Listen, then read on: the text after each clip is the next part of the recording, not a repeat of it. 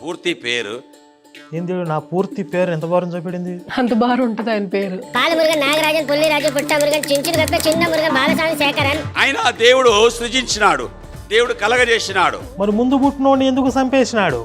వాళ్ళని ఎవరు కలగజేసినారు? వేసేసాడు, బాగా వేసేసాడు. వికలాంగుడుగా ఉంటాడు, మానసికంగా అయినా లేకపోతే శారీరకంగా అయినా. Psychological patient. తెలుసును డాడీ, తెలుసును పప్పా, తెలుసును నీకు తెలుసును. కోయి కోయి కూడా బాగా ఆడుతుంది. కొయ్యి కొయ్యి కోడి కోడి కొయ్యి, సాయంత్రం వస్తా మసాలా వేయి.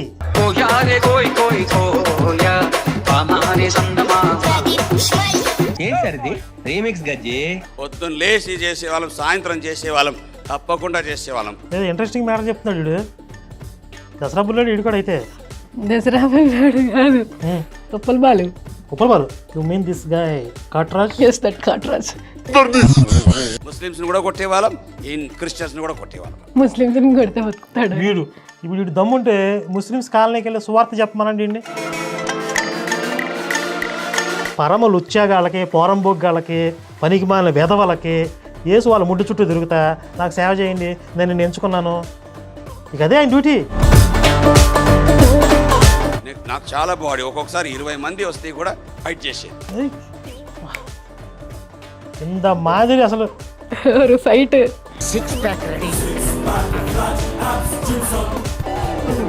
ఆరు నెలలు ఎప్పుడు నోరు బ్రష్ చేసింది లేదు. వీళ్ళకి ఇదేం అలవాటు అండి, ఎవరిని పట్టుకున్నా నేను బ్రష్ చేయను, స్నానం చేయను అంటారు. ఏం గొప్పరా మీకు? వీడు ఇంత డర్టీ ఫెలో, వీడు మమ్మల్ని హోమోసెక్షువల్ అయినా చేసేస్తాడు.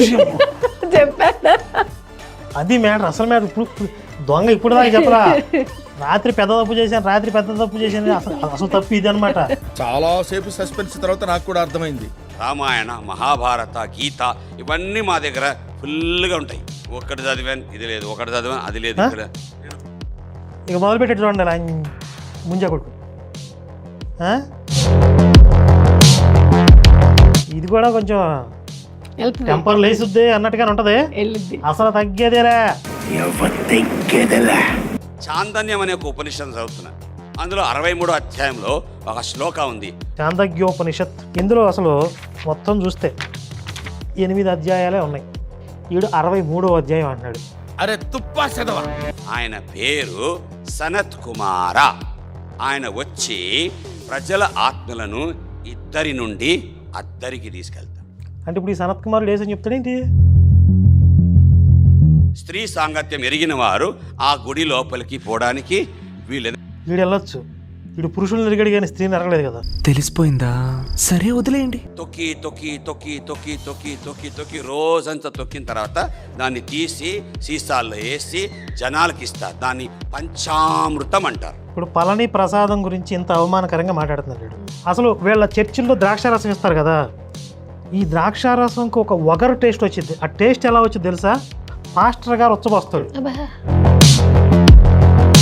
అందులో మళ్ళీ ఎక్కువ మంది ముసలు ఉంటారు కదా, వీళ్ళు ఆ ద్రాక్షారసాన్ని చూసి వీళ్ళకి నోట్లో లాలాజాలం ఊరిద్ది అనమాట. నాకేంటో గుర్తొచ్చింది. నిజమే, వాళ్ళు దాంట్లో ఎంత తాగుతారో అంత అందులో వస్తారు.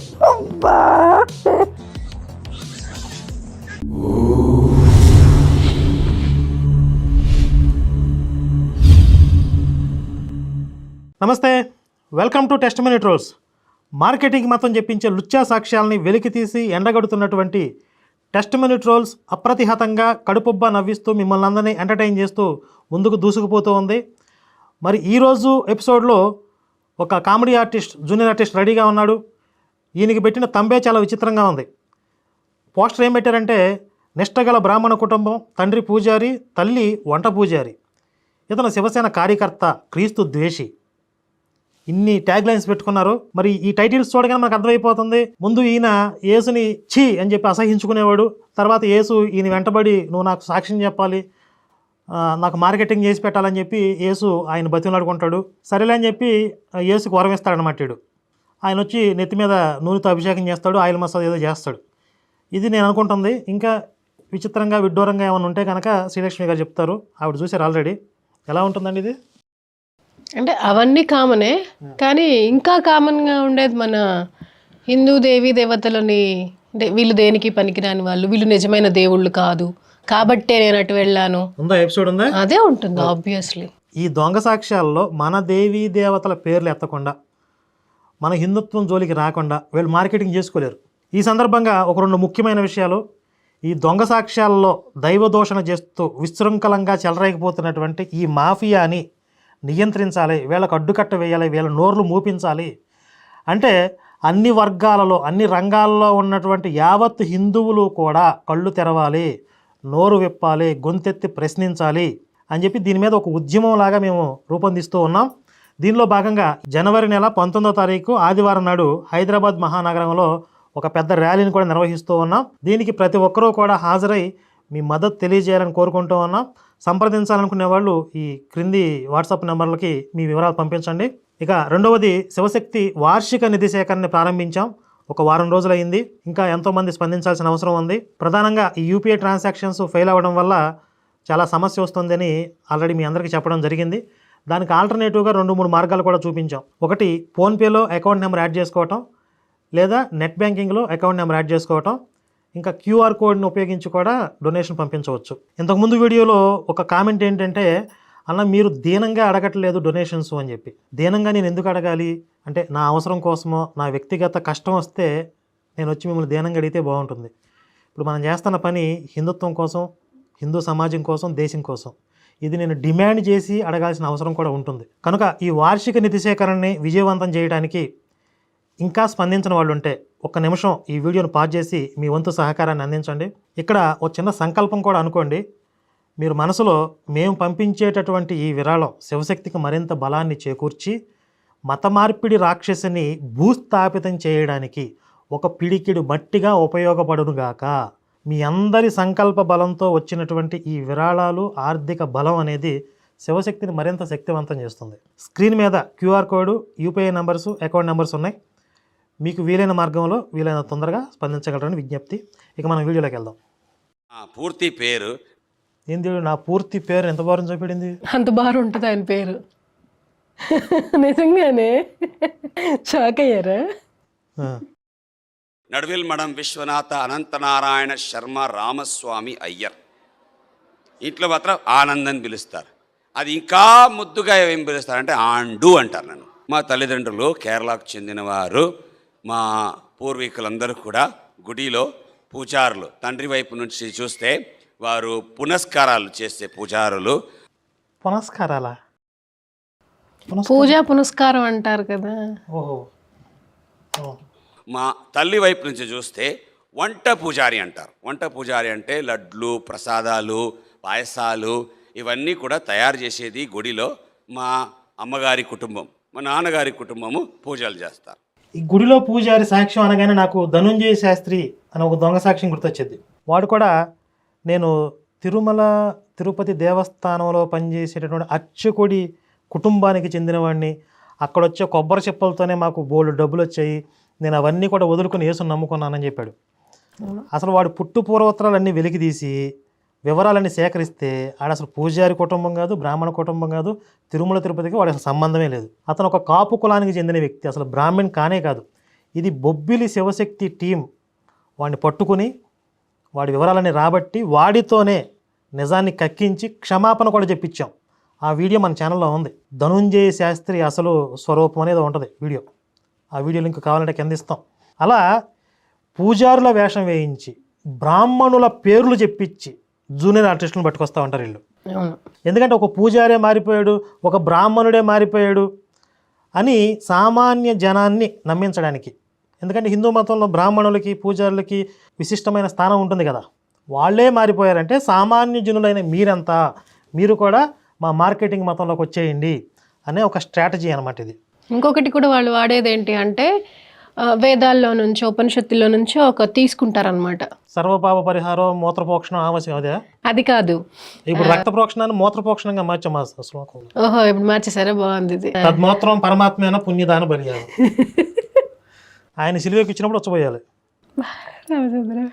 నేను ఎవరిని అన్నది నేను పలానా దేవుడిని అన్న నేను అవును అంతే, మనకు నేను కల్పించిన దేవుణ్ణి, ఆయన మూత్రం ద్వారా మనకి రక్షణ, ఇది నేను ప్రకటించిన సువార్త.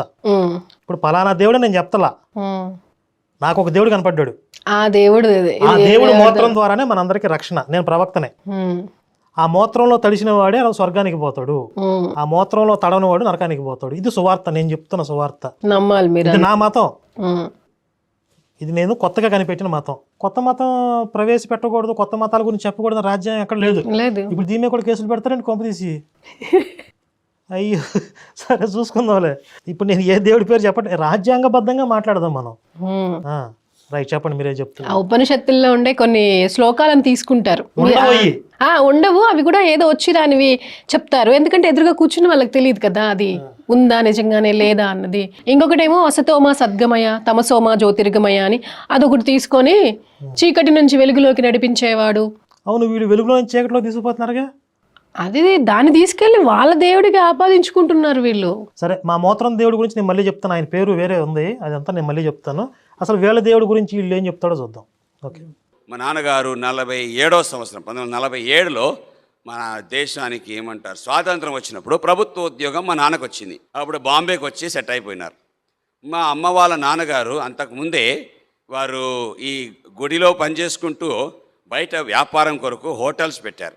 మీరు చూసింటారు, చాలా స్థలాలకు వెళ్తే ఆనంద్ భవన్ హోటల్ చూసింటారు మీరు. ఈ ఆనంద్ భవన్ హోటల్ అనేది మా అమ్మ వాళ్ళ నాన్నగారు, అంటే మా తాతయ్య గారు, ఆయన స్టార్ట్ చేశాడు. ఇప్పుడు కూడా అది మా కుటుంబీకులే దాన్ని నడిపిస్తూ ఉన్నారండి.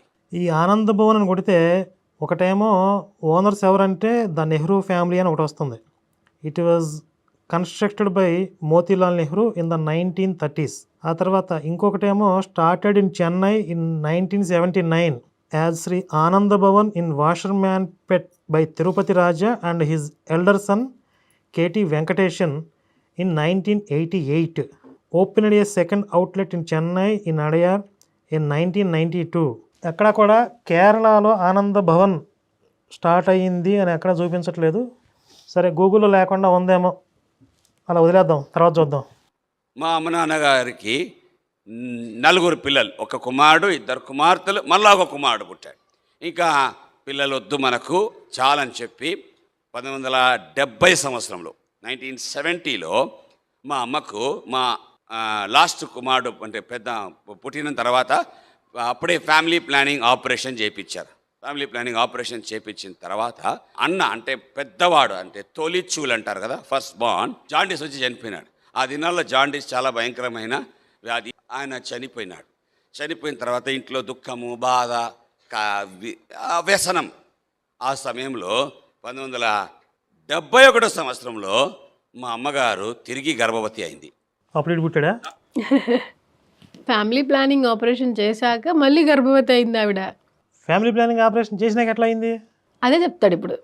అంటే ఫ్యామిలీ ప్లానింగ్ ఆపరేషన్ వాళ్ళ నాన్న చేశారా? ఆవిడకే చేశారు. రామచంద్ర నాకు అర్థం కాలా మరి. అంటే అది ఎవరికి అలా జరగదంట, వద్దనుకున్నా కూడా పుట్టిన బేబీ అంట ఆయన దేవుడు, వాళ్ళ దేవుడు పుట్టించుకున్నాడు అని. ఈయన పుట్టించాడా? రామశిలక పలుకు కోకిలమ్మ కొలుకు అన్నట్టుంది. ఇక సంబంధం ఏంటండి అసలు ఆ రెండింటికి? ఆడు చెప్పేదానికి ఏమైనా సంబంధం ఉందా? అయితే ఓకే. డాక్టర్స్ చెప్పారు ఇట్లా 10,000లో ఒకటి కావచ్చని. అంటే ఫెయిల్ అయింది అని. 10,000లో ఒకటి కాదు. కానీ అయ్యో, పరిశుద్ధాత్మ వల్ల గర్భవతి అయిందని చెప్పలేదు. ఇంకా సంతోషం. కాబట్టి మా అమ్మ నాన్నకు అవసరం లేదు, అయినా దేవుడు సృజించినాడు, దేవుడు కలగజేసినాడు. మరి ముందు పుట్టినోడిని ఎందుకు చంపేసినాడు? వాళ్ళని ఎవరు కలగజేసినారు? దానికి ఒక లెక్క ఉండాలి కదా మరి. కదా మరి, వాళ్ళని పట్టించుకోకుండా నేను మాత్రం ఎందుకు పట్టించుకున్నాడు? ఇప్పుడు ఆయన ప్లానింగ్లో ఈడు పుట్టడం అనేది ఉందనుకుందాం. మరి వీళ్ళ తల్లికి గర్భశోకం ఎందుకు కలిగించాలి అనవసరంగా? ఉత్తి పుణ్యానికి పూర్వజన్మలు ఉండవు కదా వీళ్ళకి. అవును, ప్రారంధ కర్మలు లేకుండా గర్భశోకం ఎందుకు కలిగింది ఆ తల్లికి? ఆడు అర్ధాంతరంగా ఎందుకు చచ్చిపోయాడు? మధ్యలో పూర్ణాయుర్దాయం ఎందుకు లేదు? వాడు చచ్చిపోయిన నరకానికి పోతాడు, యేసు నమ్ముకోలేదు కాడు. అంతేగా మరి. ఆయన పుట్టించింది ఎవరు? నరకం వేసింది ఎవరు? తలతోక లేకుండా. ఇప్పుడు ఈయన పుట్టించి ఈయన మతం మార్చి ఈయన రక్షించాడు. వీళ్ళ అన్ననే మతం మార్చకుండా చంపేశాడు. ఆడు ఇప్పుడు నిచ్చి నరకంలో కాలుతా ఉంటాడు. ఆడు చేసిన తప్పేంటి? ఏం లేదు. తలతోక ఉందా అసలు? ఉంటే కదా అసలు మనం ఇలా ఎందుకు కూర్చుంటాం? ఉంటే 5 నిమిషాలు రచనంబోలు అయిపోయింది ఇది. ముందు ముందు ఇంకా చాలా ఉంటుంది. ఆహా. డాక్టర్స్కు అసాధ్యమైనా కూడా దేవునికి సమస్తము సాధ్యమే. అసలు ఈడు పుట్టడమే లోక కళ్యాణం అన్నట్టు చెప్తాడు నీకు. ఒక టిపికల్ యాంగ్జైటీ వస్తుంది నాకు. స్టార్టింగ్లోనే ఇలా ఉంటే ఎలా అండి మీరు? ఈ మధ్య మీకు అంటే ఈ టెస్ట్ మనీస్ ఈ మధ్య కొంచెం బాగా అవినాభావ సంబంధం ఏర్పడింది నాకు ఈ టెస్ట్ మనీస్తో. సంబంధం ఏర్పడ్డప్పుడు మీరు కామ్గా వాటిని ఎంజాయ్ చేయాలి, యాంగ్జైటీకి గురవ్వకూడదు. నవరసాలు వస్తున్నాయి నాకు టెస్ట్ మనీస్ చూస్తుంటే. సరిగమపా 7 స్వరాలు నవరసాలు పలుకుతున్నాయి. కానీ స్టార్టింగ్ ఈరోజు ఒకటే రసం వచ్చింది, ఫ్రస్ట్రేషన్. అట్లా డిసప్పాయింట్ చేయవద్దు మీరు. నాకు అన్ని రసాలు కావాలి. నూజువీడి రసాలు, మొంతమావిడి రసాలు అంటే చాలా ఇష్టం నాకు అసలు. అయితే అమ్మ ఆరోగ్యం బాగలేదు. అమ్మ ఆరోగ్యం బాగాలేని కారణాన డాక్టర్స్ మాట ఇచ్చేశారు, తల్లినైనా బతికిస్తాం, బిడ్డనైనా బతికిస్తాం. 9 నెలలు నిండే వరకు నీ భార్యను ఉంచావా, నీ భార్య చచ్చిపోతుంది. నీ భార్య నీకు కావాలా, ఇప్పుడే బిడ్డను తీపిచ్చేయమన్నారు. ఏం చేస్తావు, 6 నెలలు నిండింది అంతే అన్నారు. కానీ మా నాన్న అన్నారు, బిడ్డ చచ్చిపోతే పర్వాలే, నా భార్యను బతికించండి అని చెప్పినప్పుడు 6 నెలలు నిండి 7వ నెల రాకముందే తీసేశారు. ఆపరేషన్ చేసి తీసిన వ్యక్తి ఇక్కడ. ఈ నెల తక్కువ ఒక్క నెల కాదు, 7వ నెలలో పుడితే నెల తక్కువ 8 అంటారు. 6వ నెలలో అసలు 6వ నెలలో పూడితే బ్రతకరండి. 6, 8 బ్రతకరు పిల్లలు. అసలు అది చరిత్రలో లేదు. 50 రోజులు ఇంచుమించు ఆ ఇంక్యుబేటర్లో పెట్టారు. అన్ని మందులతోనే బతికినాను అనమాట. తర్వాత వాళ్ళు అన్నారు, బతికిపోతాడు, చావలేదు, బతికిపోతాడు. కాబట్టి ఆయన హ్యాండిక్యాప్, వికలాంగుడుగా ఉంటాడు, మానసికంగా అయినా లేకపోతే శారీరకంగా అయినా. అయితే మానసిక వికలాంగుడే ఉంటాడు వీడు. బుర్ర పూర్తిగా ఎదగలేదు. విన్నప్పుడు నాకు కూడా సేమ్ అదే అనిపించింది. అదే పేషెంట్లు అందరూ చేరుతున్నారు ఇక్కడికి. సైకలాజికల్ పేషెంట్లు చూస్తున్నారుగా. తెలుసును డాడీ. ఆవిడ ఎందుకు వచ్చింది? సైకలాజికల్ పేషెంట్ ఆవిడ. తెలుసును పప్ప. రీల్స్లో ఆడుకుంటున్నారు. అసలు ఇన్స్టాగ్రామ్ మొత్తం తిరిగేస్తుంది. కొయ్యి కూడా బాగా ఆడుతుంది. కోయి కోడి కోయి సాయంత్రం వస్తా మసాలా వేయి కోయి. ఆయనకి ఏదో ఒక వికలాంగత ఉండింది. కొన్నిసార్లు నేను చెప్పను కానీ ఉండింది. నేను రక్షణ పొందిన రాత్రి వరకు నాకు నైట్ బ్లైండ్నెస్ ఉండింది. నైట్ బ్లైండ్నెస్ అంటే రేయి చీకటి గుడ్డి. ఇప్పుడు ఆధ్యాత్మిక అంధత్వం వచ్చింది వీడికి. రేయి చీకటి పోయి ఆధ్యాత్మిక అంధత్వం వచ్చిందనమాట. తెలుగులో మాట్లాడండి సార్. స్పిరిచువల్ గుడ్డితనం అంటే భగవంతుడి తత్వాన్ని దర్శనం చేయలేకపోవడం. ఓహో, ఓకే, అదో గుడ్డితనం. అది పోయి ఇది వచ్చిందా? అసలు అది ఉండిపోవటం అనేది జరిగిద్దా? అది ఒక నాటకం అంతే. సో నైట్ బ్లైండ్ నేను రక్షణ పొందిన రాత్రి వరకు ఉండింది. ఇంకా నయం శోభనం రాత్రి అని చెప్పలేదు, ఏదో ఒక రాత్రి తగలడ్డావులే. కానీ నేను ఇటు రక్షించబడము అది మాయమైపోయింది. ఎందుకంటే ఆ రక్షించబడిన రాత్రి ఎంత గొప్ప వెలుగు చూశానంటే. ఈ వెలుగు వచ్చేసింది అప్పుడే. అసలు స్టార్టింగ్ లో వెలుగు వచ్చింది. స్వరం ఎప్పుడు వచ్చింది? చాలా టైం పడుతుంది స్వరం రావడానికి. అంటే కాంతి వేగం ఎక్కువ కదా శబ్ద వేగం కంటే. అందుకని సెకండ్కి 3 లక్షల కిలోమీటర్ల వేగంతో కాంతి ప్రయాణించింది కాబట్టి శబ్ద వేగాన్ని మించి అంత తొందరగా వచ్చేసింది అనమాట వెలుగు. ఇప్పుడు మా పెద్దక్క ఉంది కదా, ఆమెకి ఎప్పుడైనా కోపం వచ్చిందనుకోండి, నేను ఎక్కువ చెప్తాను యేసు ప్రభు గురించి, ఏమైనా ఇంటికి వెళ్ళి ఎక్కువ మాట్లాడినది అనుకోండి, ఆమె కోపం వచ్చేస్తుంది. వాళ్ళ కోపం వచ్చిందంటే ఇక పాత తీస్తారు, అన్నీ ఘటం తీసి డబా డబా డబా కొడతారు నా మీద. అంటది, చి పనికి మాలనోడా, పోయి ఈ ఏమంటారు అంటే అంటురాని వాళ్ళ దగ్గర పోయి చేరుకున్నావా నువ్వు అని చెప్పేసి. మా అక్క ఏమంటుందంటే, నేను చిన్నగా ఉన్నప్పుడు మా అమ్మకు పాలు లేదు, అమ్మ బాగాలేదు కాబట్టి పాలే లేదు. 50 రోజులు నేను ఇంక్యుబేటర్లు అంటే ఇంకా పాలు ఎక్కడ వచ్చేది, పాలు రాలే, ఏం రాలేదు. అప్పుడు మా అక్క వాళ్ళు ఏం చేశారంటే, నేను ఏడ్చినప్పుడు హాస్పిటల్లో వేరే తల్లుల దగ్గర తీసుకెళ్తారు. అంటే పిల్లలు కనిన తల్లులు ఉంటారు కదా, వాళ్ళ దగ్గర తీసుకుపోయి మా తమ్ముడు ఏడుస్తున్నాడు కొంచెం పాలు ఇవ్వండి, మా తమ్ముడు ఏడుస్తున్నాడు కొంచెం పాలు ఇవ్వండి అని చెప్పి ఎన్ని తల్లులు పాలు తాగిపించినారు నాకు. ఒక తల్లి పాలు తాగిన మనిషిని కాదు ఇక్కడ. ఇప్పుడు మా పెద్దక్క ఏమంటుందంటే, ఆ రోజు ఏ క్రైస్తవరాలు నీకు పాలిచ్చిందో తెలియదు, సావు నీకు, పోయి క్రిస్టియన్ అయిపోయినావు, పోయినావు ఆ జాతికి పోయినావు అని చెప్పేసి, ఆ జాతి క్రిస్టియన్ అయిపోయినావు అని చెప్పేసి. ఇప్పుడు చాలామంది తల్లుల దగ్గర పాలు తాగారని చెప్పాడు కదా, వాళ్ళందరూ క్రైస్తవులేనా? మరి హిందుత్వ తల్లులు కూడా పాలు ఇచ్చుంటారు కదా, తాగి ఉంటాడు కదా. అంటే ఇప్పుడు తల్లి పాలు తాగి రొమ్ము గుద్దే బ్యాచ్ అనమాట వీడు. అంతే మరి వీళ్ళు. ఒకవేళ నువ్వు అక్కకు చెప్పాను నేను, అక్క నువ్వు చెప్పేది నిజమైతే చాలా థ్యాంక్స్. ఎందుకు, నువ్వు క్రైస్తవరాల దగ్గర తీసుకుపోయి పాలు ఇప్పించినావు కదా, ఆమె ప్రార్థన చేసి పాలు ఇచ్చింటుంది అంతేగా. క్రైస్తవురాలు ఏం చేస్తుంది పాలిచ్చేటప్పుడు ప్రార్థన చేసి పాలిచ్చింటుంది. అప్పుడు ఏం ప్రార్థన చేసింటే, ప్రభువా ఎవరు బిడ్డనో నాకు తెలియదు, పాలిస్తున్నాను, నా పాల రుణం నాకు తిరిగి రావాలా. నేను జీవితాంతం సేవ చేస్తే కూడా ఆ తల్లి పాలు రుణం నేను తీర్చుకోలేనండి. సరే, వీడి సొంత తల్లి రక్త మాంసాలు పంచుకొని పుట్టాడు, మరి ఆ తల్లి రుణం ఎలా తీరిద్ది? జస్ట్ ఒక రోజు పాలు తాగితేనే అంత రుణపడిపోతే 6 నెలలు పోని 6 నెలలు 7 నెలలు నీకు రక్త మాంసాలు ఏర్పడటానికి కారణమైన తల్లి గర్భం, ఆవిడ రుణం ఎలా తీర్చుకుంటావు? తర్వాత భరత భూమి, ఇది కూడా మనకు ఒక తల్లి, ఈ తల్లి రుణం నువ్వు ఎలా తీర్చుకుంటావు? మీ అక్క చెల్లెళ్ళు లేకపోతే 2 అక్కలు ఉన్నారు, వాళ్ళు నిన్ను మోసుకుపోయి అక్కడ పాలు ఇప్పించి, లేకపోతే నువ్వు ఏడుస్తుంటే నిన్ను ఎత్తుకుని నీ ముడ్డి కడిగి వాళ్ళు సేవలు చేస్తే నువ్వు పెరిగావు, వాళ్ళ రుణం ఎలా తీర్చుకుంటావు? ఇప్పుడు ఆ అక్కల మీద తగులాడుతున్నావు నువ్వు, అంటే అక్కలకు రుణం లేవా? నిన్ను పెంచిన అక్కల అమ్మలు కాదా? వాళ్ళంతా సంబంధం లేదు, వీళ్ళు ఈవిడ ఒక్కటే. ఎవరో ఒక ఆవిడ పాలు ఇచ్చిందంట, ఆవిడికి రుణపడిపోయాడంట. అది కూడా ఇచ్చిందో లేదో తెలీదు. అది అయితే ఇప్పుడు వాళ్ళ అక్క వాళ్ళు ఈయన రేచీకటి పోయింది అని అన్నాడు కదా, ఈయన రక్షణ పొందగానే. అది పోయింది అని తెలిసినప్పుడన్నా ఏదో మహిమ జరిగిందని వాళ్ళ అక్క వాళ్ళకి మార్పు రావాలిగా మరి. అది నాటకం అయి ఉంటుంది. అది అదే వాళ్ళ అక్క లాజిక్ ఎక్కడ ఉంటుంది? చిన్న వయసు నుంచే మాకు మా పూజలు పునస్కారాలు నేర్పిస్తూ వచ్చారు. 7 సంవత్సరాలు ఉన్నప్పుడు నాకు జంజం వేశారు. మేము బ్రహ్మచారులుగా ఓం భవది భిక్షాం దేహి అని చెప్పేసి పూజలు పునస్కారాలు, గాయత్రి మంత్ర జపాలు, సంధ్యావందనాలు. వీళ్ళకి ఓతపదం ఒకటి ఉంటుంది ప్రతి టెస్ట్ మీద, పూజలు పునస్కారాలు, ఇది ఓతపదం అనమాట. అంతేనా? అవును. అసలు ఈ భవతి భిక్షాందేహి అని చెప్పి పూజలు పునస్కారాలు చేస్తారా?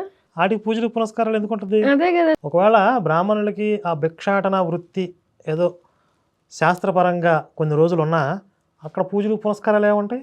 ఇవన్నీ ఒకవైపు చాలా నిష్ఠగా చేసేవాళ్ళం, కట్టుకట్టుకొని చేసేవాళ్ళం. పొద్దున్న లేచి చేసేవాళ్ళం, సాయంత్రం చేసేవాళ్ళం, తప్పకుండా చేసేవాళ్ళం. పూజలు చేయడానికి నంబర్ 1 ఉండేవాడిని నేను. అయితే ఏ విధంగా పూజలు చేస్తున్నానో ఆ విధంగా పాపాలు చేస్తున్నాను.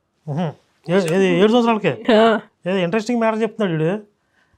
దసరా బుల్లాడు వీడు కూడా. అయితే దసరా పిల్లాడు కాదు, Uppal Balu. Uppal Balu, you mean this guy Katraj? Yes, that Katraj. ఆయన చెప్పుకుంటాడు. ఇంట్రెస్టింగ్ ఉంది మ్యాటర్, అసలు ఇప్పుడు స్పైసీగా వచ్చింది. పూజలు పాపాలు కలిసే పోతున్నాయి అన్నమాట. ఇది ఒక చాలా విచిత్రమైన నా జీవితం. అందరు నన్ను మంచోడు అనుకుంటున్నారు, కానీ నా లోపల నుంచి నాకు తెలుసు మంచోడు మంచమే కొచ్చపోసాడంట. చెడ్డ మాటలు, అబద్ధాలు, దొంగతనాలు ఇట్లా అన్నీ వస్తూ ఉన్నాయి. ఇప్పుడు వీడిని పుట్టించింది వీళ్ళ దేవుడు, అంటే వీడు నమ్మిన దేవుడు అని చెప్తున్నాడు.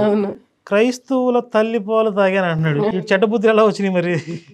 అక్కడ నుంచి వచ్చాయి. అక్కడ పొల్యూట్ అయ్యాడు అన్నమాట వీడు. అవును, ఆ క్రైస్తవుల తల్లి పాలు తాగి పొల్యూట్ అయ్యాడు. సాంప్రదాయబద్ధంగా ఇప్పుడు వీళ్ళ అక్కలకి చెడ్డ బుద్ధి రాలేదు. వీళ్ళ అన్నలు అక్కలు అందరు బాగున్నారు. వీళ్ళ అన్న పెరిగాడు, వీళ్ళ అన్న పెరిగి 23 సంవత్సరాలు 20 సంవత్సరాల వయసు వచ్చేదాకా చక్కగా మంచిగానే పెరిగి ఏదో రోగం వచ్చిపోయాడు. వీళ్ళు ఇంకా ఇంకొక అన్న కూడా ఉన్నాడు కదా, మొత్తం 4 కదా. 2వ అన్న ఉన్నాడు, బాగానే ఉన్నారు వాళ్ళు. వీడి అన్న వీడి అక్కలు బాగానే ఉన్నారు, వీడికే చెడ్డ బుద్ధులు వచ్చినాయి క్రైస్తవుల తల్లిపాలు తాగడం వల్ల, తాగటం వల్ల. అంతే కదా? అంతే. 7th క్లాస్ నుంచి నాకు పొగ తాగడం అలవాటు అయిపోయింది. ఫ్రెండ్స్ని బట్టి 7th క్లాస్ ఫ్రెండ్స్తో పాటు వెళ్ళడము, వాళ్ళు తాగుతున్నారు, నేను తాగుతాను అయిపోయింది. 10th క్లాస్ నుంచి నాకు మత్తు పదార్థం అంటే ఉంటారు ఆల్కహాల్ డ్రింక్స్. అసలు మ్యాటర్ ఎప్పటి నుంచి స్టార్ట్ అయింది చెప్పది? అది మ్యాటర్ ఇక్కడ. ఇది త్రాగడం మొదలు పెట్టారనమాట. ఈ విధంగా నా జీవితం అనేది స్కిప్ చేస్తున్నాను, నేను ఒప్పుకోను. 7th అది స్టార్ట్ అయింది, 10th ఇది స్టార్ట్ అయింది, తాగుడు పొగ తాగడం. చెప్తానులేండి, అంటే అలాంటి మరీ చెప్పుకుంటే బాగదు కదా, 1, 2 అలా హింట్ ఇస్తాడు అంతే. సరే, అసలు లేదంటే బిట్ లేదంటే ఒప్పుకోను నేను. దారి తప్పిపోతా వచ్చింది. చిన్నప్పటి నుంచి కూడా మేము ఎప్పుడు కూడా ఏమంటారు క్రిస్టియన్స్ని, ముస్లిమ్స్ని ఎప్పుడు కూడా మేము దూరం పెట్టేవాళ్ళం. మేము బ్రాహ్మణులు కనుక వాళ్ళతో కలిసేది లేదు, అంటకూడదు అని నేర్పిస్తూ వచ్చారు. మేము పూజారులం, వాళ్ళు ముట్టుకోకూడదు మమ్మల్ని అని, ఆ విధంగా దూరం ఉండేది అనమాట. ఇప్పుడు బ్రాహ్మిన్స్ అనేవాళ్ళు వాళ్ళు నియమాలు నిష్టలు పాటించేటప్పుడు, మడి కట్టుకుని మడి ఆచారాలు పాటించేటప్పుడు హిందువులైనా దూరంగానే ఉంటారు. ఓన్లీ క్రిస్టియన్స్ని ముస్లిమ్స్ని దూరం పెడతారా? అదేం జబ్బు ఇది చెప్పేది? అంటే రెచ్చగొట్టాలి కదా. ఇప్పుడు బ్రాహ్మిన్స్ మీద నెగిటివ్గా చెప్పాలి, బ్రాహ్మిన్స్ని చెడుగా చిత్రీకరించాలి. తల్లిపాలు తాగి రొమ్ము గుద్దే రకంగా తీయడు. నేను యవనస్తుడు అయ్యేటప్పటికి శివసేనలో చేరుకున్నాను. శివసేనలో చేరిపోయావా? శివసేనలో మేము హిందూస్, మా గర్వం ఉంది అని, గర్వ్ సే కహోం హిందూ అని చెప్పి మా ఇంట్లో పెద్ద స్టిక్కర్ పెట్టేది. ప్రౌడ్ సే బోలో వీఆర్ హిందూస్ స్టిల్ నౌ. ఇప్పుడు కూడా చెప్తాం నా గర్వంగా మేము హిందూస్ అని బుడబొక్కల్లాయాల. రెండే గురి మాకు బాలాసాహెబ్ ఠాకరే గారు బోధించేవారు. బాలాసాహెబ్ ఠాకరే గారు మాకు ఏమంటారు నాయకుడు. ఆయన చెప్పినట్టుగా మేము చేసేవాళ్ళం.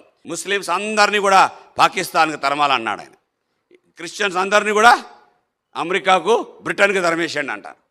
అది హిందుస్థాన్ హిందూ లోగో కా హై. హిందుస్థాన్ అనేది హిందువులదే.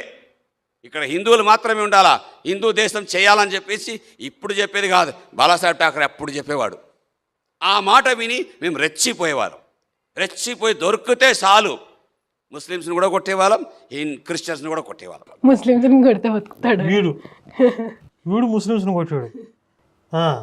ఇప్పుడు వీడు దమ్ముంటే ముస్లిమ్స్ కాలనీకి వెళ్ళి సువార్త చెప్పమనండి అండి. చెప్పడం ఇప్పుడు ఈ దొంగ సాక్ష్యం ఇక్కడ చెప్తున్నా, హిందువుల మధ్యలో చెప్తున్నాడు కదా. ఒక ముస్లిం పాత బస్తీకి వెళ్ళి నేను అట్లా యేసుని నమ్ముకున్నాను, మీరు నమ్ముకున్న అల్లా దేవుడు కదా అని చెప్పమనండి అండి. జరగని పనులు అవన్నీ. క్రిస్టియన్స్లో ఏమంటే వాళ్ళు తిరగగొట్టరు. ముస్లిమ్స్ ఏమవుతుందంటే అటు ఇటు ఫైటింగ్ అవుతుంది. వాళ్ళు 2 మేము 4, వాళ్ళు 2 మేము 4 ఇట్లా కొట్టుకోవడం అనమాట. అసలు బ్రాహ్మిన్స్లో ఎవరన్నా రాడికల్ గ్రూప్గా ఉండి దాడులు చేసే గ్రూపులు బ్రాహ్మిన్స్లో ఎక్కడ ఉండరు. వాళ్ళంతా కూడా వేదాధ్యయనము, శాస్త్రం, పాండిత్యం అవును ఈ మార్గంలో ఉంటారు కదా. సాత్వికంగా ఉంటారు, వాళ్ళు తినే ఫుడ్ అది కదా. ఫిజికల్గా గొడవలు దూరంగా ఉంటారు వాళ్ళు.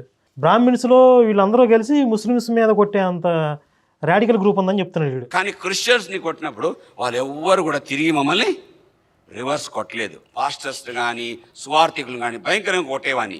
అంటే ఇక్కడ ముస్లిమ్స్ని కొంచెం తక్కువగా చెడుగా చూపించి క్రిస్టియన్స్ మాత్రం సాధు జీవులు అన్నట్టు చెప్తున్నారు చూడండి. అసలు చరిత్రలో దుర్మార్గం అంతా చేసింది క్రిస్టియన్సే. చరిత్రలో రక్తపాతం మొత్తం చేసింది క్రిస్టియన్సే.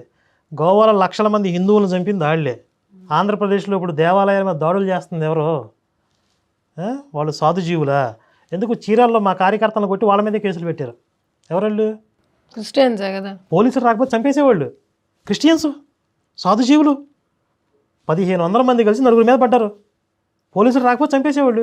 కొట్టి వాళ్ళ పుస్తకాలు చింపి కాలువలో పడేసి చెట్ట చెట్ట మాటలు తిట్టేవాడిని. అసలు ఆ మాటలు పలికితే కూడా అంత రోత మాటలు అంటారు. ఇవన్నీ నోట్ చేసుకోండి. ఇప్పుడు ఈడు క్రిస్టియన్స్ని కొట్టాడు, వాళ్ళ బైబిల్ని చించేసి మురిక్కాల్లో పడేసాడు, అమ్మనా బూతులు తిట్టేవాడు, యేసుని తిట్టేవాడు. ఇప్పుడు ఈడికి యేసు కనపడతాడు. ఇప్పుడు రోజు పొద్దున్న లేచి బైబిల్ సంగ్రహం పెట్టుకుని చర్చికి వెళ్ళి దశంభాగాలు కడతారు కదా, అలా కనపడ్డేసు వాళ్ళకి. కాబట్టి మీరు వీడిని మీకు యేసు కనపడాలంటే ఏం చేయాలి? వీళ్ళనే ఫాలో అవ్వాలి. అదే చెప్తున్నాడు సాక్ష్యం అంటే నన్ను ఫాలో అవ్వండి మీకు యేసు కనపడతాడని. ఈతనేంటండి ప్రతి వీడియోలో అదే కదా. అదే ఇప్పుడు పరమ లుచ్చాగాళ్ళకి, పోరంబొగ్గాళ్ళకి, పనికి మాలిన వెధవలకి యేసు వాళ్ళ ముడ్డు చుట్టూ తిరుగుతా నాకు సేవ చేయండి, నేను ఎంచుకున్నాను. ఇక అదే ఆయన డ్యూటీ. ఆయన జీవితాన్ని చూస్తే నాకు అసహ్యం వేస్తుంది. మరి చెట్ట చెట్ట మాటలు వాళ్ళని కాదు, ప్రభువైన యేసు క్రీస్తు వారిని కూడా తిట్టాను అట్లాంటి. అది మ్యాటర్. అది ఇప్పుడు వీడికి యేసు కనపడతాడు, వీడి ముట్టు చుట్టూ తిరుగుతాడు. అంత నీచమైన వ్యక్తిని యేసు ప్రభు వారిని బూతులు తిట్టాను. నేను ఎప్పుడైనా బూతులు తిట్టానండి? నేను ఎప్పుడైనా యేసుని బూతులు తిట్టాను? నాకు కనపడతాడు యేసు? మీకెందుకు కనపడతారు? మీరు బూతులు తిడితేనే కనపడతారు ఆయన. పోయినసారి చెప్పానా నేను, మీ 2 పాసలను మర్డర్ చేస్తే ఆయన వస్తాడు, మీరు బూతులు తిడితే ఆయన కనపడతాడు. అది చెయ్యండి. యేసు కనపడాలని అంత పోరంబో కావాలన్నమాట. అంతే. అంత చెడిపోవాలి నేను. నాకు అవసరం లేదు, నేను అంత చెడిపోవాల్సిన అవసరం లేదు, వాళ్ళు యేసు నాకు కనపడాల్సిన అవసరం లేదు. నేను ఎలా పవిత్రంగానే ఉంటాను. ఇంత డర్టీ ఫెలో నేను. అది డర్టీ ఫెలోస్కే కనపడతాడు యేసు. నన్ను ఆయన ప్రేమిస్తాడా? అది అస్సలు లేదు. నేను కలలో కూడా ఊహించలేను యేసు ప్రభు వారు నన్ను ప్రేమిస్తాడని. పరిస్థితి తారుమారైతా వచ్చింది. నా జీవితము నాస్తికులుగా అయిపోయినాను. ఇన్ని పూజలు చేశాను, ఇన్ని పునస్కారాలు చేశారు, నా జీవితం ఏం బాగా కావట్లేదు. ఎంత చేసినా కానీ ఐఎమ్ ద సేమ్. ఈడు అసలు 7వ తరగతిలో ధూమపానం మొదలుపెట్టాడు, 10కి ఏమో తాగుడు అన్నాడు, మళ్ళీ ఇన్ని పూజలు ఇన్ని పునస్కారాలు అంటాడు. ఎక్కడ చేసాడు? చెప్పుకుంటాం మేమంతే. తాగుళ్ళు తిరుగుళ్ళు మొత్తం చెడిపోయిన ఈడు చెప్తున్నాడా? ఇన్ని పూజలు ఎన్ని పునస్కారాలు చేశాను నా జీవితం. దాని ముందు ఏం చెప్పాడంటే, ఒక పక్క పూజలు చేస్తున్నాను, ఒక పక్క చెడిపోతున్నాను. అది ఎవడు కారణం? దానికి వాడే కారణం. మారాలని వాడు అనుకోవాలి, ఆయన అనుకోకుండా మారాలని. దేవుడు నన్ను మార్చలేదంటే బాగానే ఉన్నాడు ఇంట్లో, వీళ్ళ అక్కలు బాగానే ఉన్నారు, వీడు ఒక్కడే చెడిపోయాడు. ఎవడు కారణం దానికి? నాకు ఏ మార్పు రావట్లేదు, ఏ చేంజ్ రావట్లేదు. I'm not able to change my ways. So లాస్ట్కి ఏమైందంటే ఈ కమ్యూనిజం అంటారు కదా, సిపిఐ అంటారు, వాటితో వెళ్ళిపోయినాను అంట. మా కేరళలో అది చాలా ఫేమస్. చాలా సిపిఐ చాలా కమ్యూనిజం పార్టీ చాలా స్ట్రాంగ్ అక్కడ. ఇప్పుడు కూడా సిపిఐనే రూలింగ్ పార్టీ. కాబట్టి కేరళ వాళ్ళందరూ అట్టనే ఉంటారు. సో వాళ్ళతో పాటు వెళ్ళిపోతూ నేను కూడా నాస్తికుడుగా మారిపోయినాను. దేవుడు లేడు ఏం లేడని చెప్పేసి మొదలుపెట్టాను. ఇక్కడో చచ్చినాక ఇక్కడో మానవుడు కోతి నుంచి వచ్చాడు, డార్విన్ చెప్పిందే రైట్ అని చెప్పేసి దేవుడు లేడు అని ఎప్పుడైతే నేను చెప్పడం మొదలుపెట్టానో నా జీవితం ఒక వేరే రూట్ తీసేసుకునింది. అంతవరకు నేను తప్పు చేసేవాడిని. తప్పు చేసిన తర్వాత నాకు బాధ అనిపించేది. రాత్రి తప్పు చేస్తాను, పొద్దున్న లేస్తేనే బాధ అనిపిస్తాయి, అయ్యో రాత్రి అట్లా చేయకూడదు అనిపించింది కాబట్టి సరే పోన్లే. ఏం చేసావు రాత్రి? ఏం చేసావు చెప్పరా? తప్పంటే తాగుడు తిరుగుడు. తిరుగుడు అంటే అంటే సిగరెట్ మందే అనుకుంటా. అంతేనా? గుడికి పోయి ఏం చేస్తాను, టెంపుల్కి పోయి ఈరోజు 108 గుంజీలు తీస్తానని చెప్పేసి, లేకపోతే 2 కొబ్బరికాయలు ఎక్కువ కొడతానులే. 2 కొబ్బరికాయలు మామూలుగా ఒక కొబ్బరికాయ కొడతాను కదా, రాత్రి బాగా తప్పు చేశాను కదా, 2 కొబ్బరికాయలు ఎక్కువ. ఆ తప్పు అని చెప్పట్లేదండి వీడు. రాత్రి ఏం తప్పు చేశాడు? తాగుంటాడులేండి. తాగితే రాత్రి బాగా తప్పు చేశాను అన్నాడు. అదేదో ఆ సౌండ్ తేడాగా ఉంది నాకు. నెక్స్ట్ చెప్తాడు చూడండి. పాపం చేసినాక గుడికి వెళ్ళి దాన్ని ఏం చేసేవాడిని, బ్యాలెన్స్ ఏమంటారు బ్యాలెన్స్, దాన్ని సరిపోల్చుకోవడానికి దేవునికి లంచం ఇచ్చేది అనమాట. అయినా ఇప్పుడు 10% ఇస్తున్నారు కదా చర్చిలో. అదే కదా. ఇప్పుడు పాస్టర్లు ఏం చెప్తున్నారు, మీరు పాపాలు చేయండి మాకు 10% కట్టండి పాపాలు క్షమించబడతాయి. అదే కదా. బాప్టిజం తీసుకోవడం కూడా మరి లంచమేగా అయితే. అంతే కదా. నువ్వు చేసిన పాపాలన్నీ పోతాయంటే మరి బాప్తిజంలో ఆ మునకేయంగానే మరి దేంట్లోనే కడగబడతారు, దేంట్లో అనేది క్లారిటీ లేదు నాకు. మొన్న అడిగాను, కడగబడిన తర్వాత మరి లంచం ఇచ్చినట్టే. అది కాలేజీలో చదివేవాడిని కాదు, నా పని అంతా రౌడీజం. మేము శివసేనలో ఉంటాం. ఇంతకుముందు కమ్యూనిస్ట్ అయ్యాను అన్నాడు కదా. అన్నాడు. మళ్ళీ శివసేన మళ్ళీ ఏమో మరి. అంటే వీడికి ఏది అవసరమైతే, ఏ క్యారెక్టర్ అవసరమైతే అక్కడ అట్లా మార్చేసుకుంటాడు అనమాట. అంటే ఇప్పుడు శివసేనకి కమ్యూనిస్ట్గా సంబంధం లేదు. శివసేన పూర్తిగా హిందూ ఆర్గనైజేషన్ కదా అది. అవును, రిలీజ్ చేస్తుంది. ఇదేమో అసలు నేను నాస్తికుడిని అయిపోయాను అన్నాడు. సిపిఐ అంటే నాస్తికుడు, కమ్యూనిస్ట్ భావజాలం. వీడు కమ్యూనిస్ట్ అయిపోయినాక మళ్ళీ శివసేన అని ఎలా చెప్తున్నాడు వీడు? ఇప్పుడు బైబిల్లో కాంట్రడిక్షన్స్ ఉంటాయి, అది అలవాటు అయిపోయింది. సాక్ష్యాల్లో టెస్టిమోనీస్ లో కూడా అలవాటు చేసుకోవాలి. ఎలాగా అలవాటు అవ్వలేదు మీకు ఇంకా? అంటే కొన్ని విషయాలు డైజెస్ట్ కావట్లేదు. అదే ఒక టిపికల్ యాంగ్జైటీ వస్తుందని చెప్తున్నా కదా.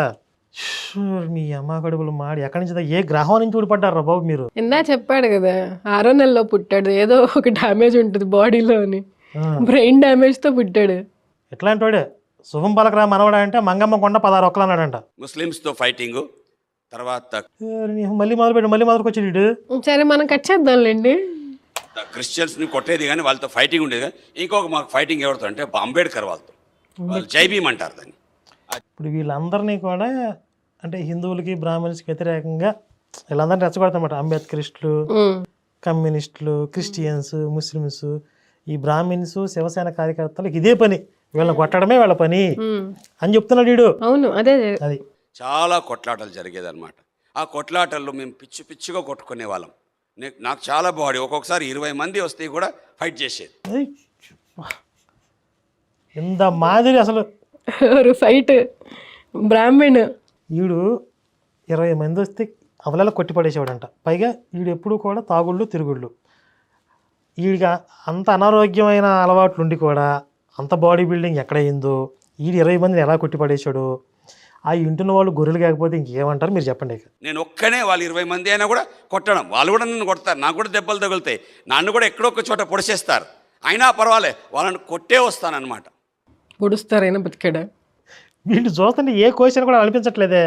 జీవితం అట్లా పూర్తిగా నాశనం అయిపోతాச்சு. అంతకు ఎప్పుడైతే నేను దేవుడు లేడని చెప్పాను కదా, ఆ తర్వాత ఏమైందంటే నా మనసులో ఆ తప్పు చేశాను కదా అనే ఆ బాధ కూడా పోయింది.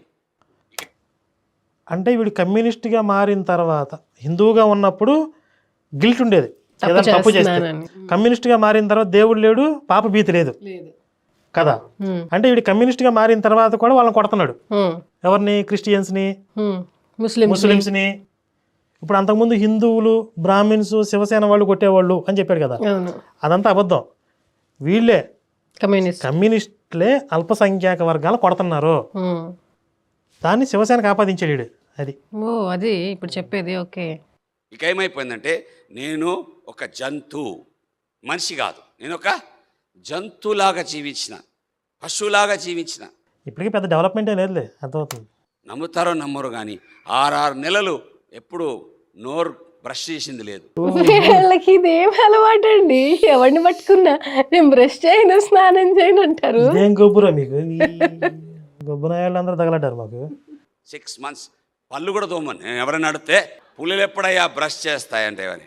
బట్టలు మారేది లేదు, 6 నెలలు వేసుకునేది తీసి పారేసేది అంతే, బట్టలు మారేది లేదు. అంత భయంకరమైన జీవించిన, పెద్ద జుట్టు పెట్టుకొని గడ్డం పెట్టుకొని పిచ్చోడ్లాగా జీవించేవాడిని. మా అమ్మ నాన్న అంతా బాధపడేది. నేను ఇంటికి కూడా వెళ్ళేవాడిని కాదు. మా నాన్నకు నాకు ఎప్పుడు గొడవ, ఎందుకంటే నా లైఫ్ రాంగ్. మా నాన్న ఏమో నన్ను దిద్దాలా అని ట్రై చేసేవాడు. నేను ఎక్కడ దిద్దుబాటు ఒప్పుకుంటాను. నాన్నను కొట్టిన అంత మూర్ఖుణ్ణి, అంత దుర్మార్గుని అంటే మా నాన్న మీద చెయ్యేసుకొని మా నాన్నని కొట్టాను. ఎంత చెడ్డ మాటలు తిట్టాను మా నాన్నని.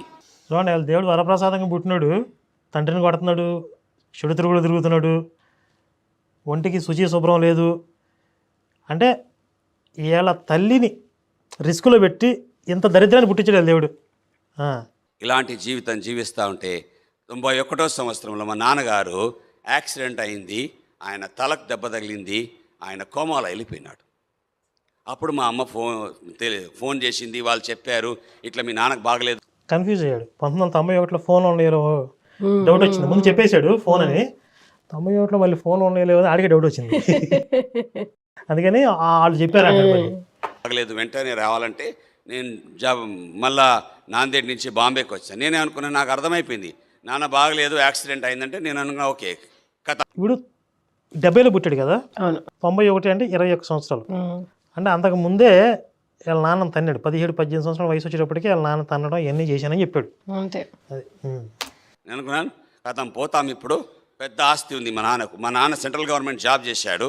సెంట్రల్ గవర్నమెంట్ జాబ్ రిటైర్ అయిన తర్వాత అప్పుడు బాగా పైసలు ఉంది మా ఇంట్లో పైసలు బాగుంది, ఆస్తి అమ్మేస్తాం, నాకు కనీసం 10-20 లక్షలు వస్తాయి, హ్యాపీగా జీవిస్తాను. 28 lakhs అంటే అప్పుడు చాలా గ్రేట్. అయితే అది నా జీవితానికి మార్పు వచ్చే సమయం వచ్చింది. మా నాన్నగారు హాస్పిటల్ ఉన్నప్పుడు నేను రాత్రిపూట వెళ్తాను, పగలు వెళ్ళను. పొద్దున్న నుంచి నాకు అలవాటు, త్రాగాల, ఫ్రెండ్స్తో తిరగాల, రాత్రి సినిమా చూస్తాను. 9 to 12 అంటారు, దాన్ని ఏమంటారు నాకు తెలియదు. మ్యాట్నీ అయితే ఫస్ట్ అది. అసలు హరికథలాగా వీడు చేసిన దరిద్రాలన్నీ చెప్తుంటే ఈ గొర్రెలని చెవులు రెక్కించుకుని ఎంత శ్రద్ధగా వింటారో, మధ్యలో నవ్వుకుంటూ. అంటే వీళ్ళకి హరికథా కాలక్షేపం అంటే ఈ బూతులు అనమాట, వీళ్ళు చేసిన దరిద్రాలు. అవి వినకపోతే వాళ్ళకి నిద్ర పట్టదు. ఇక ఇప్పుడు వాళ్ళు ఎలా తయారవుతారంటే ఈ రోజు ఒక బూతు కథ వినకపోతే వాళ్ళ రేపు నిద్ర పట్టదు. ఇక ఎవడో పోరం బొగ్గోడు కథలు చెప్పాలి వాళ్ళకి. ఆ పిల్లలు ఏం నేర్చుకుంటారు కదా. అవును. ఇప్పుడు ఆ పిల్లలు కూడా ఏమనుకో, చర్చిలో పిల్లలు ఏమనుకుంటారు, మనం కూడా ఇష్టం వచ్చినట్టుగా చండాలం అంతా చేసేసి 20-30 సంవత్సరాలు వచ్చినాక లేదా 40-50 సంవత్సరాలు వచ్చినాక ఏదో నమ్ముకుందాం. ఎందుకు ఆయన వస్తాడు, కనపడతాడు, అప్పుడు వెళ్ళిపోదాంలే, ఆయన వచ్చి నన్ను మార్చుకుంటాడు. అదే కదా నేర్చుకుంటారు పిల్లలు, అదే నేర్చుకుంటారు. అవును. అది మొత్తానికి మీ పిల్లలకి ఇది నేర్పుతున్నారు అనమాట. Very good. మా నాన్న అర్ధరాత్రులో కోమాలో కేకలేసేవాడు, అయ్యో అయ్యో ఆనందం రక్షించుము, నప్పుంసకులు నన్ను పట్టుకొని అగ్నిలో పడేస్తున్నారు. మా నాన్నని కదిలిస్తే కదలడు, కోమాలో ఉన్నాడు. డాక్టర్స్ని పిలిస్తే ఇదేమో మాకు అర్థం కావట్లేదు, హీఈస్ హాలుసినేటింగ్ అనేవాళ్ళు. హాలుసినేటింగ్ అంటే అది ఒకలాగా ఆయన మెదడులో ఏదో అట్లా జరుగుతూ ఉంది, మేమేం చేయలేమని చెప్పేసి. నాకు భయమైంది, నేను చాలా బాధపడ్డాను. ఎందుకు మా నాన్న నా పేరు పిలుస్తాడు, నేనేం చేస్తాను, నాకెక్కడ తెలుసు ఈ అగ్నిలో పడేస్తే నేనేం చేయాలి, ఆయన అగ్ని పడేస్తే. ఇది ఆలోచిస్తూ ఉండగా నాలో భయం వచ్చింది. ఏమనంటే మా నాన్న చనిపోతాడు, ఆయనకు తెలుస్తుంది, ఆయనకు కనబడుతుంది, ఆయనను అగ్నిలో వేస్తారని. సరే నాన్న పోతే పోయాడు, నేనెక్కడ పోతాను. ఎందుకు ఇప్పుడు చండాలం చేసింది తిరిగి కదా, వాళ్ళ బాబు బాగా బతికాడు కదా, ఆయన అగ్గిలో పడేస్తామంటే యేసు నమ్మలేదు కాబట్టి. ఇప్పుడు ఇంత చండాలం చేశాడు కదండి వీడు, ఇంత దరిద్రుడు కదా, ఇంత ఎదవ కదా, ఇంత పుండాకోరు కదా. ఈ పుండాకోరు, పోరంబోకు, దరిద్రపు కొట్టు, నీచాతి నీచుడిని యేసు తీసుకెళ్ళి పరలోకంలో పెడతాడు. చక్కగా నియమనిష్టలతో పరిశుభ్రంగా ఎవరికి ఏ హాని చేయకుండా బతికిన మంచి వాళ్ళు ఉంటారు కదా, వాళ్ళ బాబు లాంటి వాళ్ళు, వాళ్ళని తీసుకెళ్ళి నరకంలో వేస్తాడు ఆయన నమ్మలేదని చెప్పి. అది యేసు మాత్రం గొప్పతనం. అంతే. ఇప్పుడు వాళ్ళ నాన్న వేసి నమ్ముకోలేదు కదా, ఆయన బ్రహ్మాండంగా మంచి హ్యాపీ గవర్నమెంట్ జాబ్ చేశాడు, హ్యాపీగా లైఫ్ లీడ్ చేశారు వాళ్ళు. బ్రతికారు, బాగా ఆస్తులు సంపాదించుకున్నారు. వాళ్ళకి ఏం తక్కువైంది ఇప్పుడు? ఇప్పుడు ఈయన ఇలా చెడ్డగా మారిపోయాడు కానీ ఇప్పుడు వీడు దొంగ సాక్షులు చెప్పుకుని డబ్బులు సంపాదిస్తున్నాడు వీడు. నేను కూడా చచ్చిపోతాను, ఎందుకంటే నాకు తెలుసు నాకు చాలా శత్రువులు ఉన్నారు, పొంచుకొని ఉన్నారు నన్ను చంపాలని. ఎందుకంటే నేను అంతమందికి కీడు చేశాను. ఎవరో నన్ను చంపేస్తారు అని. ఎప్పుడూ ఇదే భయం. నేను చస్తే ఎక్కడ పోతాను, నేను చస్తే ఎక్కడ పోతాను, నరకానికే పోతాను. ఎందుకంటే అదేంటి ఇప్పుడు నాస్తికుడు అయిపోయిన తర్వాత చావు తర్వాత జీవితం అనేది వాళ్ళు నమ్మరు కదా. చచ్చిన తర్వాత ఎక్కడ పోతాం, భయం ఎందుకు వచ్చింది అసలు వీడికి? నేను చేసిన కార్యాలు అన్నీ చెడ్డవి కార్యాలు. అబద్ధాలు, దొంగతనాలు, మోసాలు, చెడ్డ మాటలు. ఎవరితో అయినా సరే, అమ్మతో, నాయనతో, అక్కతో, అన్నతో, ఎవరితో నాకు సరిగా లేదు. నా ఫ్రెండ్స్ కూడా నాకు భయపడేవారు. ఎందుకంటే వీడు తాగేస్తే ఏమైనా ఇది ఇక్కడ వినండి, చాలా కాన్సన్ట్రేషన్తో ఏమైనా చేస్తాడు వీడు. ఇంత డర్టీ ఫెలో, వీడు మమ్మల్ని హోమోసెక్షువల్ అయినా చేసేస్తాడు. చెప్పాను. అది మ్యాటర్, అసలు మ్యాటర్. ఇప్పుడు దొంగ ఇప్పుడు దాకా చెప్పరా, రాత్రి పెద్ద తప్పు చేశాను, అసలు తప్పు ఇది అనమాట. మగవాళ్ళ మీద పడతాడు వీడు. వాళ్ళ ఫ్రెండ్స్ కూడా భయపడేవాళ్ళట దగ్గరికి రావడానికి. పౌర్ణమి నాడు పురుషుడు, అమావాస్య నాడు ఆడపడుచు శేఖర పడితే అది అంత భయపడే వాళ్ళు. నేను తాగేస్తే వాళ్ళకి అంత భయం అనిపించేది, వీడు హోమోసెక్షువల్ అనేది. అసలు ఇంతకు మించిన దరిద్రాలు ఏమంటే వీడి జీవితంలో మొత్తం అన్ని కవర్ చేసాడు. అన్ని కవర్ చేస్తేనే ఏజ్ కనపడ్డాడు వచ్చి. అంటే అందరూ అన్ని చెప్పేశారు, ఇదొక్కటే ఎవరు చెప్పలేదు. ఒక స్పెషాలిటీ ఉండి నిజంగా చేసినాడు దరిద్రుడు. ఇప్పుడు మనకి హిందుత్వంలో దైవ సాక్షాత్కారం జరిగింది అనేవాళ్ళు వాళ్ళ అనుభవం చెప్పమంటే, నేను ఎన్నో రకాలుగా ఇబ్బందులు పడి, కష్టాలు పడి, తపస్సులు చేసి, పుణ్యం చేసి, దాన ధర్మాలు చేసి ఎన్నో చేసుకుంటూ పోతే ఎక్కడికో దేవుడు ఎన్నో పరీక్షలు పెట్టి చివరికి ఆయన ప్రత్యక్షం అయ్యాడు. ఇలా ఉంటాయి మనకి. ఇక్కడ చూడండి, అసలు వీడు చేయని చండాలం లేదు, వీడు చేయని ఇక పెంట పనులు లేవు, అన్నీ చేసిన తర్వాత దేవుడు కనపడతాడు. అది అంటే వీళ్ళ దేవుడు కనపడడానికి అర్హతలు ఏంటి మీకు అర్థమవుతున్నాయిగా. అలా చేసిన వాళ్ళకి ఆయన కనపడతాడు. అంత నీచమైన జీవితం జీవిస్తూ వచ్చాను. భయపడేవాళ్ళు. 2 రోజు 3 రోజుకి అరుస్తాడు. నేను ఉన్నప్పుడే అరుస్తాడు, ఎందుకో తెలియదు. నేను అక్కడ హాస్పిటల్కి పోయి అర్ధరాత్రి పోతాను. నేను అర్ధరాత్రి అరుస్తాడు మా నాయన. నాకు భయం ఎక్కువైపోయింది. అసలు కోమాలో ఉన్న వాళ్ళు అరుస్తారా? అరిస్తే కోమా అంటారా? కోమా అనరు. కోమాలో చిన్న కదలికి వచ్చిన కదిలాడు అంటారు సినిమాల్లో. కోమా అనరు. దాని కోమా ఎందుకంటారు? చిన్న ఆయన, పెద్ద నాయన వీళ్ళందరూ మా మీద ఒత్తిడి చేశారు. నా మీద, మా అన్న మీద ఒత్తిడి చేసి, మీరిద్దరు కూడా మా బ్రాహ్మణ ఆచారాలన్నీ వదిలేశారు, అందుకే దేవుళ్ళ కోపం వచ్చింది, మీ నాన్న పరిస్థితులు అయింది, మళ్ళీ ఆచారాలు మొదలు పెట్టండి అని. నాకు లేదు అప్పటికి. ఏంటిది? జంజం పీకేశాను. నేను జంజం తీసేసిన. మళ్ళా జంజం వేయించారు వాళ్ళు. మళ్ళా జంజం వేయించి మళ్ళా పూజలు, పునస్కారాలు, యజ్ఞాలు అన్నీ చేసినాం. మా నాన్న ఏం బాగా కాలే. అప్పుడు నాకు నేనే ఒక ఆలోచన వచ్చింది, ఎట్లయినా సత్యం తెలుసుకోవాలి. ఏదో దేవుడు ఉంటాడు కదా. ఇప్పుడు నరకం ఉంది అని మా నాన్నకు తెలుస్తూ ఉంటే, ఆ నరకం నుండి తప్పించేవాడు కూడా ఎవరో ఒకరు ఉండాలి కదా అని చెప్పేసి నేనే సత్యాన్వేషణ మొదలుపెట్టాను. కనుక్కోవాలా, తెలుసుకోవాలా. నేను ఎక్కడ పోవాలో తెలియదు. మా ఇంట్లో గ్రంథాలు ఉన్నాయి, పురాణాలు, ఉపనిషదాలు, వేదాలు, రామాయణ, మహాభారత, గీత, ఇవన్నీ మా దగ్గర ఫుల్గా ఉంటాయి. అవే తీసుకొని కూర్చున్నాను. ఒకటి చదివాను, ఇది లేదు, ఒకటి చదివాను, అది లేదు. ఇక్కడ ఇక మొదలుపెట్టి చూడండి అలా ముంజా కొడుకు. ఇప్పుడు మనం తిట్టాము అంటే తిట్టాము అంటారు, ఉత్తినే తిడతామా? ఇప్పుడు ఈ ముంజా కొడుకు అన్నీ చదివేశాడు. ఇప్పుడు ఇది లేదు, అది లేదు. నల్లట్ట బుక్ దొరికింది వీడికి. నల్లట్ట బుక్లో అన్నీ కనపడ్డాయి వీడికి. అదే కదా చెప్పేది. ఇప్పుడు కొంచెం లాగ్ తర్వాత చెప్తాడు, ఇమీడియట్గా ఏం చెప్పడు. ఇది కూడా కొంచెం టెంపర్ లేసుద్ది అన్నట్టుగానే ఉంటుంది. అసలు తగ్గేదేరా. రోజంతా ఎక్కడ పోకుండా తలుపు వేసుకొని ఆ రోజు చదువుతా ఉన్నాను ఉపనిషదం. ఒక రోజు చదివితే ఎన్ని చదువుతాడు అసలు మనిషి అనేవాడు. మనం ఒక రామాయణాన్ని పూర్తి చేయడానికి కొన్ని నెలలు పట్టిద్ది. ఇది చదివేశాడంట. చిన్నప్పటి నుంచి శాస్త్రాధ్యయనం లేదు, సంస్కృతం నేర్చుకోలేదు, వేదాలు చదివేశాడంట. ఎట్లా చదువుతాడు? అప్పుడు చాందన్యం అనే ఒక ఉపనిషదం చదువుతున్నాను. అందులో 63వ అధ్యాయంలో ఒక శ్లోక ఉంది. అసతోమ సద్గమయ, తమసోమ జ్యోతిర్గమయ, మృత్యోమ అమృతం గమయ. అంటే అది ఒక ప్రార్థన, అది ఒక ప్రవచన.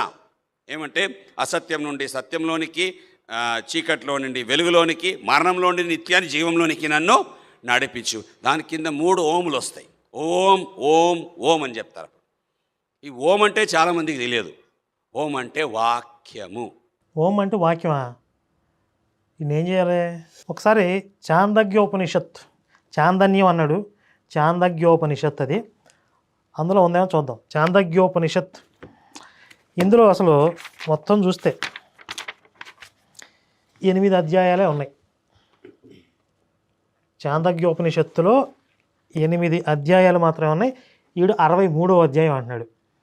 అసలు అసతోమ సద్గమయ తమసోమ జ్యోతిర్గమయ అనే మంత్రం బృహదారణ్యకోపనిషత్తులోది. బృహదారణ్యకోపనిషత్తులో ఉన్న మంత్రాన్ని తీసుకొచ్చి చాందగ్యోపనిషత్తులో చేర్చి ఇందులో 8 అధ్యాయాలు ఉన్నదాన్ని 63 అధ్యాయాలు అని చెప్తున్నాడు. అది అక్కడ ఉన్న వాళ్ళు ఎవరికేం తెలియదు అలాగేం తెలుసు, వాళ్ళ బైబిలే తెలియదు, వాళ్ళకి నల్లట బుక్కే తెలియదు, ఇక ఉపనిషత్తులు ఏం చెప్తారు వాళ్ళు? ఏదో ఒక మంచి పేరు నోటికొచ్చింది చెప్పేస్తే ఒక శ్లోకం చదివిందా చెప్పాను కదా నేను, ఒక శ్లోకం చదివేస్తారు, వాళ్ళకి తెలియదు కదా మంత్రం. అది అసలు ఉపనిషత్తుల్లో ఉన్న వాటిని శ్లోకాలు మంత్రాలు అంటారు. చెప్పేవి అబద్ధాలు, ఆ పైన అజ్ఞానం. ఇంకా అసలే కోతి ఆపై కళ్ళు తాగింది అన్నట్టు ఉంటుంది వాళ్ళకి. వాక్యమే దేవుడు అనే అర్థం ఓం అంటే. నాకు తెలియదు అప్పుడు, నేను ఓం ఓం ఓం అని చెప్పుకున్నాను, కానీ అర్థం కాలేదు. కింద చూస్తే దానికి ఒక కమెంటరీ రాస్తారు కదా, బైబిల్ కమెంటరీ ఉంటుంది కదా, అట్లనే ఉపనిషత్తులో కూడా కమెంటరీస్ ఉంటుంది. బైబిల్కి కామెంటరీ ఎక్కడ చదివారు మీరు? అసలు నల్లట బుక్లో జనరల్గా ఉండే పుస్తకాలు ఎక్కడ కామెంటరీ లేదు. ఆ దిక్కుమాలిన భాష చాలామందికి అర్థం కావట్లేదు అని చెప్పి ఇప్పుడు లేటెస్ట్ వెర్షన్స్లో ఎక్కడన్నా కొన్ని పుస్తకాల్లో యాడ్ చేస్తున్నారు కామెంటరీ అనేది. బైబిల్లో కామెంటరీ ఉంటుంది కదా, అట్లాగే ఉపనిషత్తుల్లో ఉన్న వాటిని కాపీ కొట్టి బైబిల్లో యాడ్ చేశారని చెప్పట్లా దరిద్రుడు. ఆయనకి అదే తెలుసు కదా, బైబిల్ చదివాడు కదా, ఆయన చదవలేదు కదా. మా తాత నా పోలికే అన్నాడంట. ఇది కరెక్ట్. శ్లోకాన్ని, ఆ ప్రవచనాన్ని నెరవేర్చడానికి కలియుగములో ఒక వ్యక్తి వస్తాడు. ఆయన పేరు సనత్ కుమార. ఆయన వచ్చి ప్రజల ఆత్మలను ఇద్దరి నుండి అద్దరికి తీసుకెళ్తాడు. ఎవరబ్బాయినా అంటే ఇప్పుడు ఈ సనత్ కుమారుడు ఏసని చెప్తాడేంటి? అంతేగా మరి. అసలు కాదండి, ఈయనకి నోటికొచ్చింది చెప్పేసి ఆ నోటికొచ్చిన దాంతో ఒక స్టోరీ అల్లేసి ఇది ఉపనిషత్తుల్లో ఉంది అని చెప్పేసి ఇక కూర్చున్న వాళ్ళకి చెప్తున్నాడు. ఆ ఉపనిషత్తుల్లో ఉన్నది ఆ యేసు అని. దానికి లీడ్ ఇప్పుడు సనత్ కుమారుడు అని చెప్పాడు కదా, ఆ సనత్ కుమారుడిని మన దేవుళ్ళకి ఎవరికో ఒకళ్ళకి కనెక్ట్ చేయాలి కదా. సనత్ కుమారుడు అంటే బ్రహ్మ మానసపుత్రుడు. అవును, బ్రహ్మ అంటే యెహోవానా? రాత్రి నేను చదువుతున్నాను దాన్ని, ఎవరబ్బాయి సనత్ కుమార అంటే ఎవరబ్బా సనత్ కుమార?